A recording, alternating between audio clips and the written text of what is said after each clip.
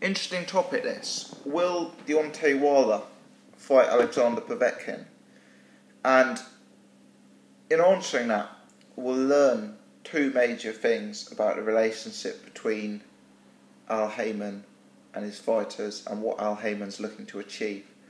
Now, to set the scene, Alexander Povetkin is clearly not a sensible risk-reward fight for anyone out there. The reason being, he's very, very dangerous. You know, he's got a Olympic gold medal amateur pedigree. He's a kind of guy who can fight for a whole 12 rounds. And as we've seen, he carries an obscene amount of power, so it seems.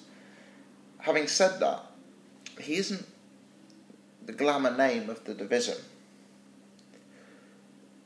My sports friends who aren't boxing friends know who Tyson Fury is. They know who David Haye is.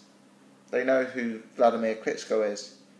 They're starting to know who Anthony Joshua is. But they wouldn't know who Alexander Povetkin is. I mean, put simply, if Alexander Povetkin walked down the street in London,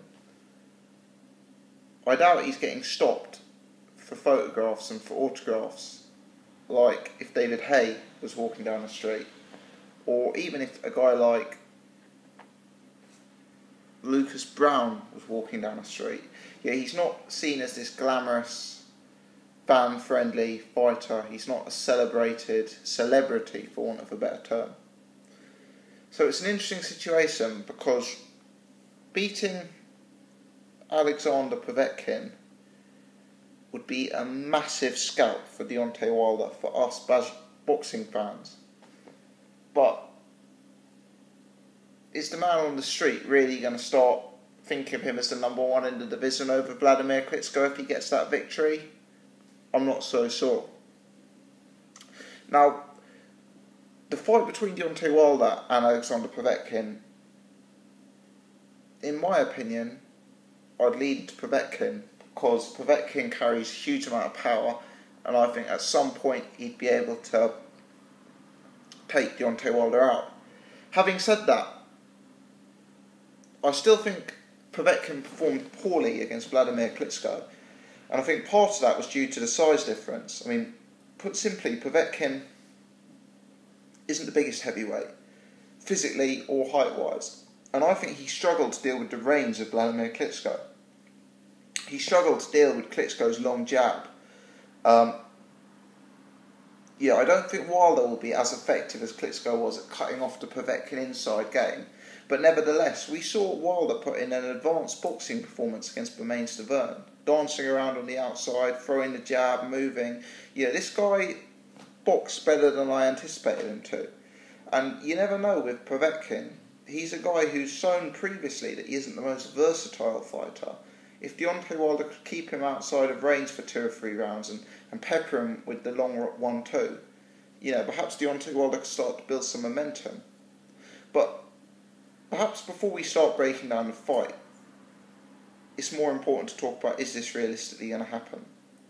Now, Povetkin is number 1 contender for the WBC belt. The WBC have been exceptionally poor, specifically in the heavyweight division, but other examples as well, such as Floyd Mayweather. They've been exceptionally poor at enforcing mandatories.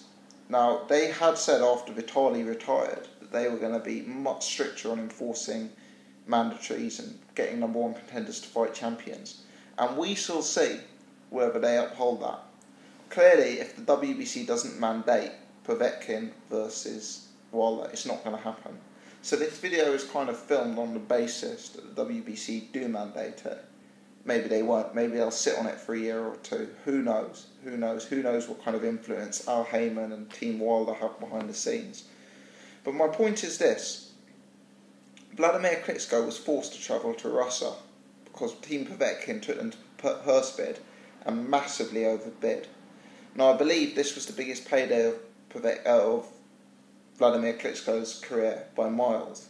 Not David Haye, not Bryant Jennings, not Kubrat Pulev, not Samuel Peter, not the names in the past, Alexander Povetkin, because the Russian promoters put up so much money to get the fight in Russia. Now, Deontay Wilder hasn't actually earned a lot of money in his career. Yeah, I think I read that he earned about $1 million for Bermane Stiverne. Now, when you factor in that 50% of that will go off to management, trainers, promoters, however you want to phrase it, and 50% goes off to tax, we can speculate that Deontay Wilder earned something in the region of $250,000 net for that performance.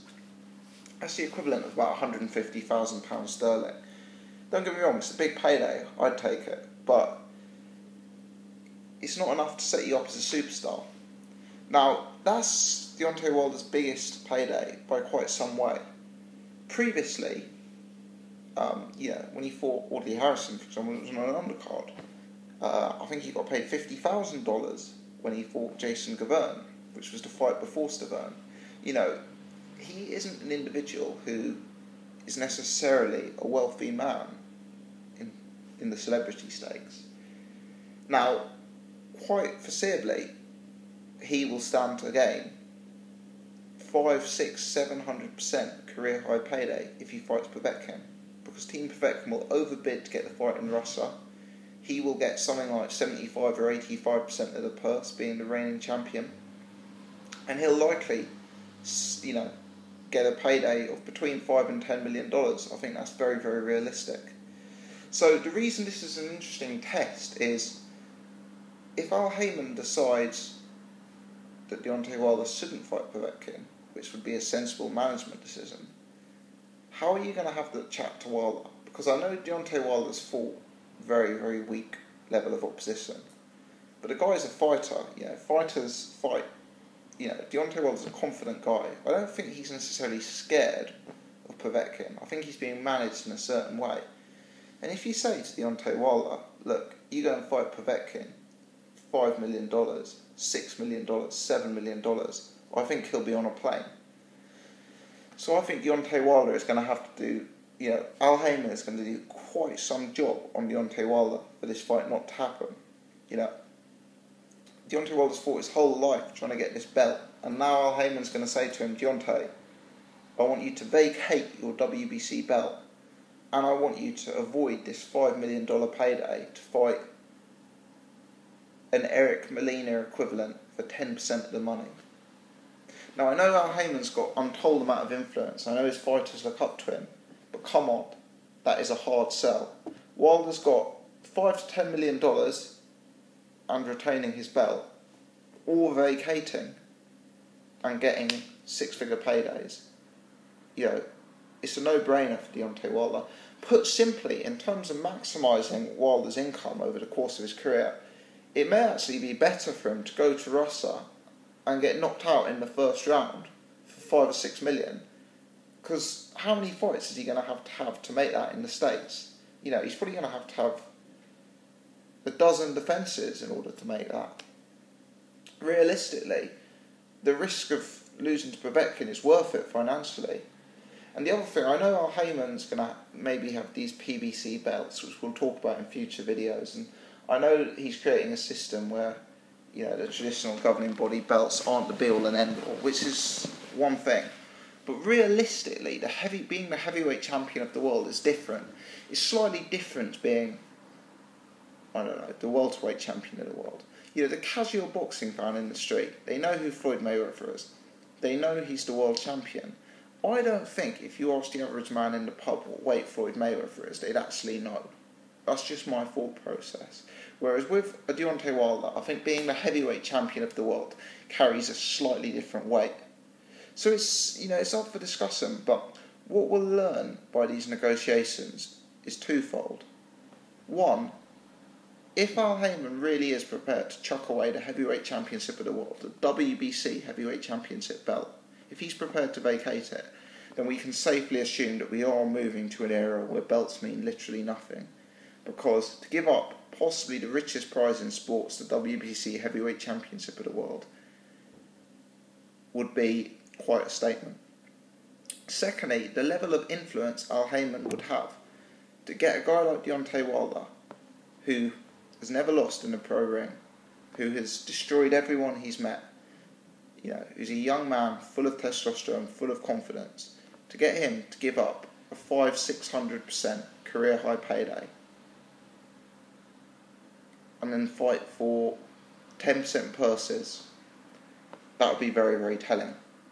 You know, people say a certain fighter is a coward. You know, in the UK, people say Scott Quigg is a coward, or David Hay is a coward.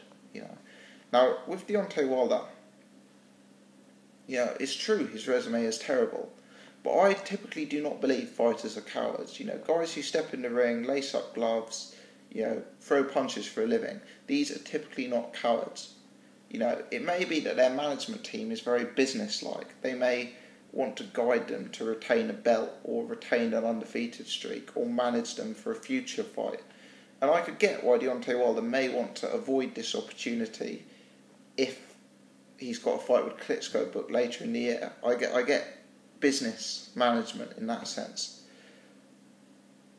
But if he's going to be missing a potential 8-figure payday against Alexander Povetkin to fight Eric Molina,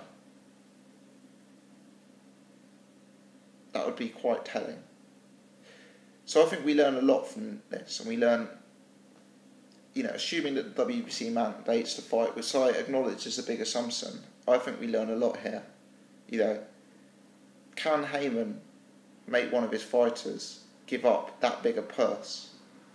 Can Heyman make one of his fighters give up the biggest prize in sport, the heavyweight championship of the world? Yeah, we've seen it before with Keith Berman. We've seen it before with Peter Quillen. But Peter Quillen giving up the middleweight title of the world and, was it a $2 million payday, will not equate to Deontay Wilder giving up the richest prize in sport and the payday that awaits him for Alexander Povetkin. Let me know your fights, your thoughts. What's going to happen here? Is it Wilder's fault? Is it Heyman's fault? Will he give up the belt, or will the WBC not mandate it? And how much will Team Povetkin bid? As always, keen to discuss.